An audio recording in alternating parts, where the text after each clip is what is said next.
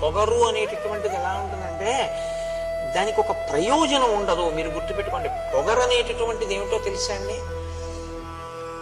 ప్రతి చిన్న విషయంలో తను గొప్పవాణ్ణి అనుకుని సంతోషపడిపోతుంటాడు. దానికి పొగరని పేరు. పొగరంటే నేను ఇంకా బాగా మీకు అర్థమయ్యేట్టు చెప్పాలంటే, కారు ఇలా తిరగాలి సందులోకి, అతను సైకిల్ అడ్డంగా పెట్టుకుని నించున్నాడు, కారు తిరుగుతోంది. ఏం చేయాలి? అతను సైకిల్ పక్కకి తీసేయాలి. నేను తీయడం ఏంటి? నేను ఎందుకు తీయాలి? తీయాలి, కారు తిరుగుతోంది కాబట్టి నువ్వు తీయాలి. ఇలాగే రెండు గుద్దుకుంటాయి కాబట్టి. కారు పెద్దది, సైకిల్ చిన్నది. కారు తిరగాలంటే సైకిల్ తీయాలి. ఇలా నువ్వు అనుకుంటే తీసేయచ్చు. నే తీయడం ఏంటి? దానికి ఏమైనా అర్థం ఉందా? ఆ కారు ఎవరో, ఆ కారులో ఉన్నవాడు ఎవరో నీకేం తెలియదు, నువ్వెవరో ఆయనకి తెలియదు.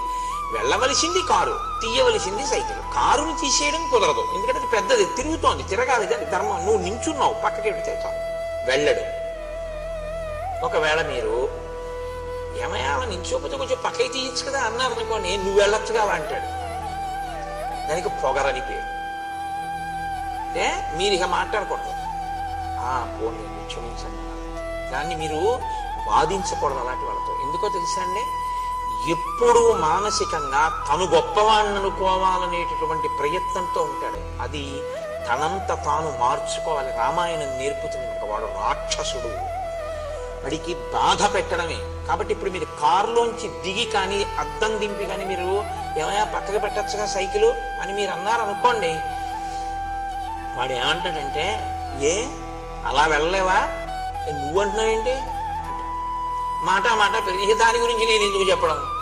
కాబట్టి అది పొగరు, అది ఉండకూడదు జీవితంలో. అది చాలా దోషభూయిష్టం అండి. అది దానికి అసలు అర్థమేమి ఉండదు. ఇంకా పరిచయం లేకుండా కూడా ఎంత పొగరుగా ఉంటారో నేను చెప్పలేను. చాలా మందిని చూస్తుంటాం.